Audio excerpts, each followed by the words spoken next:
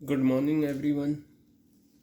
Today we are going to discuss a new topic that is financial planning. Financial planning एक important topic है आपके financial management का, और इसमें आपके सिलेबस में सिर्फ इम्पोर्टेंस और ऑब्जेक्टिव्स हैं। सबसे पहले हम ये देखेंगे फाइनेंशियल प्लानिंग होती क्या है। ठीक है, देखिए मैं इस डेफिनेशन से स्टार्ट करता हूँ। Financial planning includes requirement of funds. आपको पता है जब हम बिज़नेस करते हैं तो हमें बिज़नेस के लिए कितने पैसों की ज़रूरत होती है। ठीक है, ये कितने पैसों की ज़रूरत होती है बेटा, इसे बोलते हैं रिक्वायरमेंट ऑफ फंड्स। आपको कितने फंड्स की रिक्वायरमेंट है। सपोज़ आपको 1 करोड़ रुपए की रिक्वायरमेंट है। ठीक है, प्रोक्योरमेंट ऑफ फंड्स आप कैसे प्रोक्योर करेंगे, ये हम फाइनेंशियल मैनेजमेंट की डेफिनेशन में कर चुके हैं। प्रोक्योरमेंट का मतलब होता है हासिल करना, यानी कि आपके सोर्सेज ऑफ फंड्स क्या रहेंगे।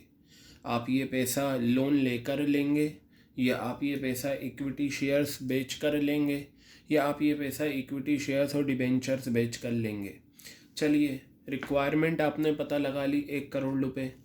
फ़ंड कहाँ से लेना है ये भी पता लगा लिया।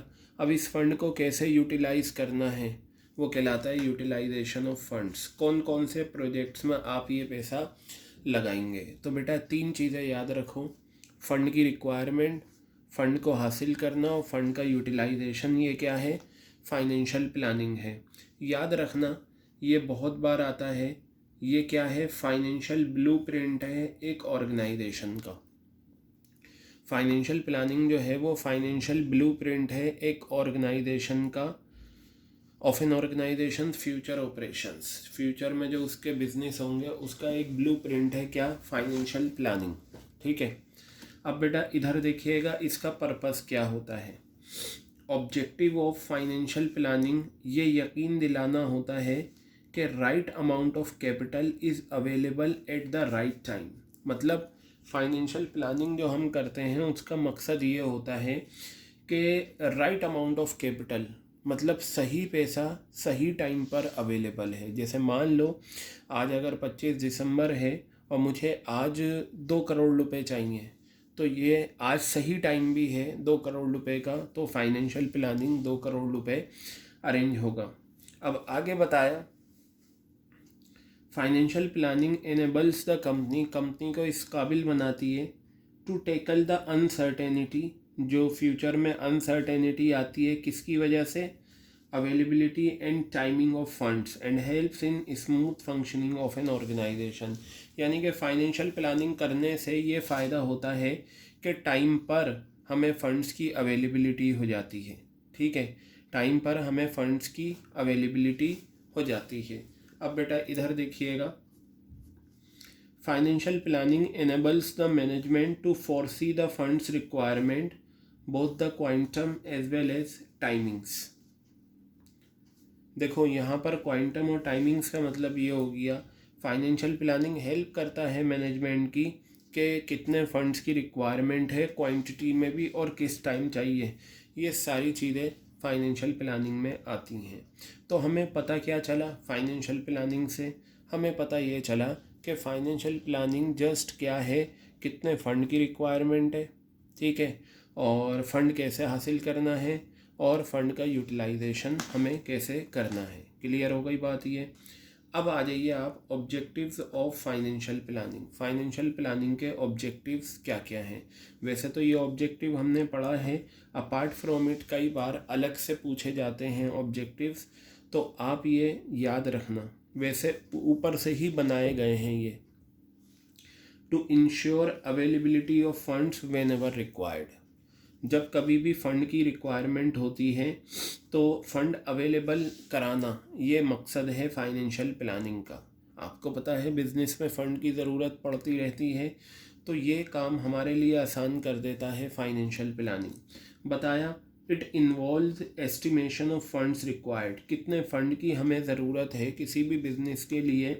ठीक है, और किस टाइम ये फ़ंड्स अवेलेबल कराने हैं और कौन कौन से सोर्सेज रहेंगे। देखिए ये पॉइंट तो बिल्कुल ये डेफिनेशन में आ गया। एस्टिमेशन ऑफ फंड्स रिक्वायर्ड, कितने फंड्स की रिक्वायरमेंट है, किस टाइम हमें अरेंज कराना है। ठीक है। दूसरा इसका जो फीचर ऑब्जेक्टिव है वो है ये देखना कि firm does not raise resources unnecessarily. मतलब ये हो गया कि एक ऑर्गेनाइजेशन जो फंड रेस करती है, रेस का मतलब रिसीव करती है, अननेसेसरीली रिसीव ना करे। ज़रूरत अगर 1 करोड़ रुपए की है तो 1 करोड़ रुपए ले पब्लिक से, किसी भी सोर्स से, लेकिन अगर 1.5 करोड़ रुपए ले लिए तो बेटा 50 लाख रुपए एक्स्ट्रा लिए गए हैं, और वो जो एक्स्ट्रा 50 लाख रुपए लिए गए हैं वो क्या करेंगे, बिला वजह कंपनी की कॉस्ट को बढ़ा देंगे। मान लो आपको ज़रूरत है 1 करोड़ रुपए की, आपने ये 1 करोड़ रुपए लोन से लेना है, लेकिन आपने 1 करोड़ ना लेकर 1.5 करोड़ रुपीज़ लिया लोन के तौर पर। चलो ये आपने ले लिया, आप इसमें से 1 करोड़ रुपए अपने बिजनेस में लगा देंगे, बचे कितने, 50 लाख रुपए। तो बेटा ये जो 50 लाख रुपए आपके बचे हैं, ठीक है, जो 50 लाख रुपए आपके बचे हुए हैं ये तो आपके पास पड़े रहेंगे, लेकिन इस पर आप बैंक को इंटरेस्ट तो दोगे, और जब आप इंटरेस्ट दोगे तो वो बिला वजह आपकी जेब से जाएगा, जिससे आपकी कॉस्ट बढ़ जाएगी। तो वही बात बताई, ये यकीन दिलाता है कि एक फर्म अननेसेसरीली रिसोर्सेज रेज ना करे, क्योंकि इससे कॉस्ट बढ़ जाती है। यहाँ कॉस्ट का मतलब हो गया, अगर डिबेंचर्स या लोन लिया है तो इंटरेस्ट कॉस्ट है, और अगर शेयर्स इशू करे हैं तो वो डिविडेंड कोर्स है। And the resources will remain idle. और 50 लाख रुपए का जो रिसोर्स आपने जो 50 लाख रुपए एक्स्ट्रा ले लिए वो आपका आइडल पड़ा रहेगा, बेकार पड़ा रहेगा। ठीक है। चलिए अब हम बात करते हैं किसकी, इम्पोर्टेंस की। किसकी बात करते हैं बेटा, हम इम्पोर्टेंस की बात करते हैं। तो सबसे पहले आप यहाँ पर देखेंगे, helps in investing finance in right projects. ठीक है, helps in investing finance in right projects. Financial planning हमारी मदद करता है सही प्रोजेक्ट में हम इन्वेस्ट करें। ठीक है।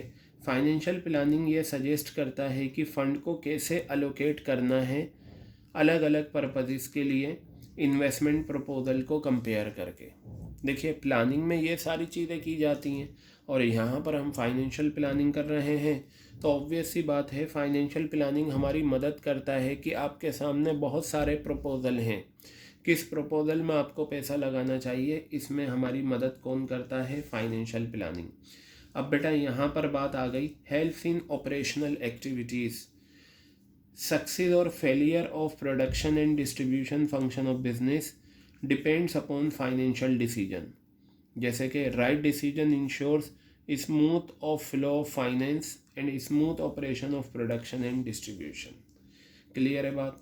अब तीसरा पॉइंट आपका आ जाता है बेस फॉर फाइनेंशियल कंट्रोल।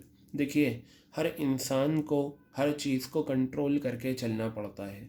आपके पेरेंट्स घर को कंट्रोल करके चलते हैं, एक बिजनेसमैन अपने बिजनेस को कंट्रोल करके चलना पड़ता है। इसी तरीके से एक कंपनी में जो फाइनेंस होता है उसको कंट्रोल करने का जो बेस होता है वो फाइनेंशियल प्लानिंग होती है।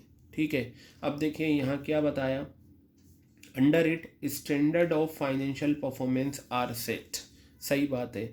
स्टैंडर्ड का मतलब मैंने कंट्रोलिंग में बताया था, जो सोचा था।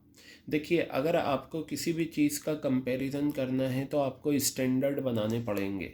ठीक है। अगर आपको ये देखना है, जैसे माँ बाप को अगर ये देखना है कि मेरा बच्चा या मेरी बच्ची पढ़ाई कर रही है या नहीं, अच्छी पढ़ाई कर रही है या नहीं, तो माँ बाप को स्टैंडर्ड बनाने होंगे कि हाँ जी कम से कम 4 घंटे का उन्होंने एक स्टैंडर्ड बनाया। अब वो देखेंगे कि क्या बच्चा 4 घंटे से ज़्यादा पढ़ता है या 4 घंटे से कम पढ़ता है। तो कभी भी अगर आपको कंपैरिजन करना है, you need standards. Now tell me, if you want to pass in an examination you have to get 27 marks out of 80. If then only you will clear the exams. Is it clear? So this benchmark of 27 marks is standard. If you get about 27 marks you will be declared as passing students. Similarly if you get less marks than 27 you will be failed. Is it clear? तो comparison के लिए standard का होना ज़रूरी है। तो financial planning हमें एक बेस प्रोवाइड करता है फाइनेंशियल कंट्रोल का। इसमें क्या होता है, फाइनेंशियल प्लानिंग में हम स्टैंडर्ड तैयार करते हैं। तो देखिए ये क्या करता है, standards of financial performance are set, standard बनाए जाते हैं, फिर एक्चुअल परफॉर्मेंस को कंपेयर किया जाता है इन स्टैंडर्ड से। ठीक है, जैसे फाइनेंशियल परफॉर्मेंस के स्टैंडर्ड कोई से भी हो सकते हैं। ठीक है, डेविएशन एंड दियर कॉजेज, जो स्टैंडर्ड और एक्चुअल परफॉर्मेंस में डेविएशंस आए हैं उन्हें ट्रेस किया जाता है और करेक्टिव मेजर्स लिए जाते हैं। क्लियर हो गई बात ये? चलिए देखिए आगे, helps in proper utilisation of finance. सही बात है। देखिए बेटा, ये मैटर नहीं करता कि आपके पास फंड कहाँ से आया, सबसे ज़्यादा मैटर करता है आप उस फंड का यूटिलाइजेशन कैसे करते हैं। If you utilise the fund for right causes, for right purposes, then utilisation will be good, otherwise not. What happened with Vijay Mallya? You know about Vijay Mallya? कौन है विजय माल्या? विजय माल्या एक बिजनेस टाइकून रहा है हिंदुस्तान में, और किंगफिशर आपने नाम सुना होगा, किंगफिशर एयरलाइंस का मालिक था, और वाइन आती है, शराब आती है किंगफिशर के नाम से। बिजनेस टाइकून था, बहुत अमीर आदमी रहा। उसने क्या करा, उसने पैसा कलेक्ट करा, बैंकों से पैसा लिया और दूसरी जगह से उसके पास पैसा आया। लेकिन प्रॉब्लम उसके साथ ये रही कि उसका प्रोक्योरमेंट ऑफ फंड्स तो हो गया, लेकिन वो ये नहीं जानता था कि उसका यूटिलाइजेशन कैसे करना है। ठीक है, तो उसने गलत यूटिलाइज़ करा, तो आज नतीजा ये हुआ उसकी एयरलाइंस बंद हो गई, उसके सारे बिजनेसेस यहाँ बंद हो गए, और वो स्कैंडल करके आज यहाँ से बाहर चला गया लंदन। ठीक है, तो बेटा यूटिलाइजेशन बहुत ज़रूरी है। ठीक है, आपकी मम्मी ने आपको 100 रुपये दिए, ठीक है, आपको भूख लग रही है, तो ये आपका प्रोक्योरमेंट ऑफ फंड्स कितना है, 100 रुपये। आपने मम्मा से 100 रुपये लिए। अब अगर आप उस 100 रुपये का कोई खिलौना परचेज़ कर लें, जबकि आपको ज़रूरत नहीं है, खिलौना तो खाएंगे नहीं। ठीक है, आपको भूख लग रही है, अगर आप कुछ खाने का सामान लेंगे तो मैं कहूँगा कि फ़ंड का यूटिलाइजेशन सही हुआ। But if you purchase toy for ₹100, then utilisation of fund will not be good. Clear हो गई बात? तो फाइनेंशियल प्लानिंग हमारी मदद करता है फंड का प्रॉपर यूटिलाइजेशन में। तो बताया फाइनेंशियल प्लानिंग एक इंटीग्रल पार्ट है कॉरपोरेट प्लानिंग ऑफ बिजनेस। जितने भी बिजनेस प्लान्स होते हैं वो डिपेंड करते हैं फाइनेंशियल प्लानिंग पे। Helps in coordination, it helps in coordinating various businesses functioning such as production, sales function. ये तो कोऑर्डिनेशन का टॉपिक हमने पढ़ रखा है।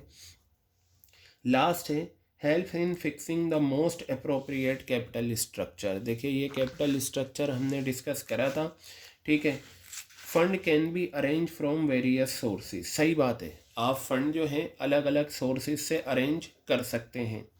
एंड आर यूज्ड, और ये इस्तेमाल होते हैं लॉन्ग टर्म, मीडियम टर्म और शॉर्ट टर्म के लिए। सही बात है, बहुत सारे सोर्सेज हैं। बैंक से लोन लेना एक सोर्स है, फाइनेंशियल इंस्टीट्यूशन से लोन लेना एक सोर्स है। ठीक है, इसी तरीके से इक्विटी शेयर्स बेचकर पैसा लेना एक सोर्स है, डिबेंचर्स बेचकर पैसा लेना एक सोर्स है। ठीक है, आगे बताया financial planning is necessary, financial planning ज़रूरी होती है for tapping appropriate sources eight appropriate time.